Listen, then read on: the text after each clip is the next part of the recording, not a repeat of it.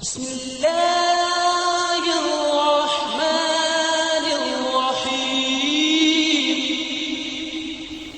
السلام علیکم ورحمۃ اللہ وبرکاتہ۔ جی ناظرین اکرام، سچی بات میں ایک اور حدیث شریف لے کر آپ کی خدمت میں حاضر ہوا ہوں۔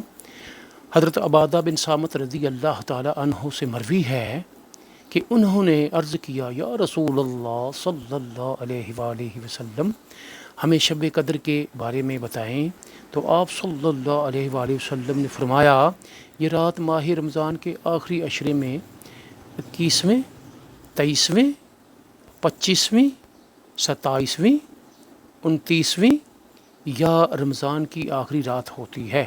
جو بندہ اس میں ایمان و ثواب کے ارادہ سے قیام کرے، اس کے اگلے پچھلے تمام گناہ بخش دیے جاتے ہیں۔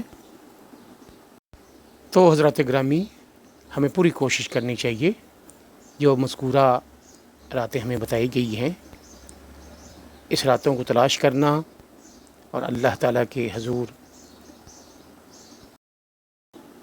نبی اکرم صلی اللہ علیہ وآلہ وسلم نے فرمایا، اللہ تعالیٰ اس شخص کو تر و تازہ رکھے جس نے میری کوئی حدیث سنی اور اسے دوسروں تک پہنچا دیا، اس لیے کہ بہت سے وہ لوگ جنہیں حدیث پہنچائی جاتی ہے وہ سننے والوں سے زیادہ ادراک رکھنے والے ہوتے ہیں۔